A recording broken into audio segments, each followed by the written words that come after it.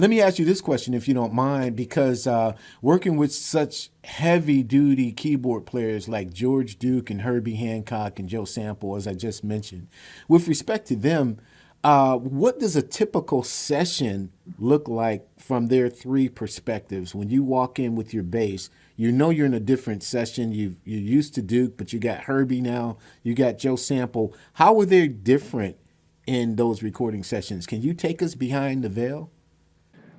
Yeah, all three are completely different, like night and day and night again.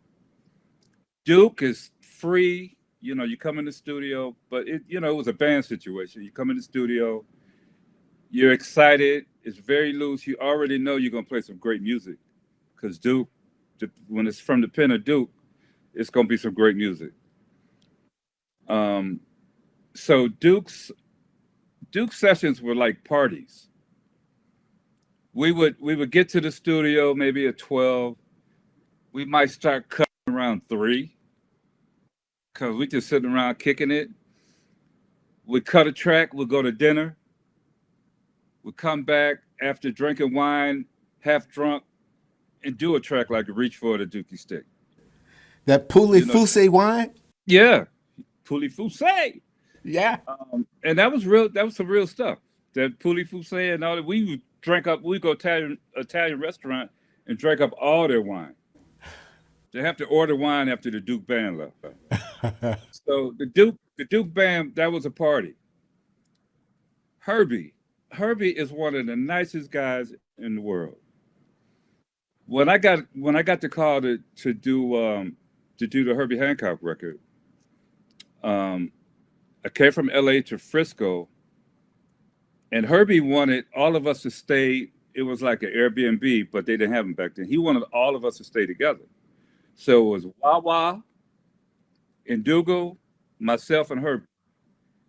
So every morning I would wake up and I would hear Namio Kingyo, Namio, Herbie chanting. Yes. Yeah. Now, me being a young brother from Detroit, I woke up like, what is that? Right. And at the session, Herbie said, I heard what you said. He just started laughing.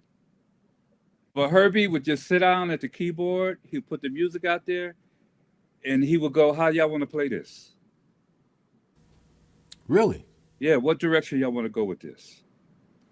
So we all, and a lot of times Wawa, because Wawa always like to take the lead, he would just start playing and, doing that thing he does. And that's how those records came out. Herbie was great. Joe Sample was, I mean, me and Joe were tight, but Joe was like a general in the army.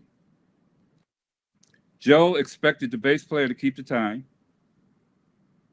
and Joe wanted the bass player to play melodic all the time. You got to be melodic. You got to keep the time, and he always wanted me to listen to his bass hand because he said, "Don't get in the way of my bass hand." I'm like, Joe, what the hell? What the hell? I know you gonna play in your bass hand, and he would fuss.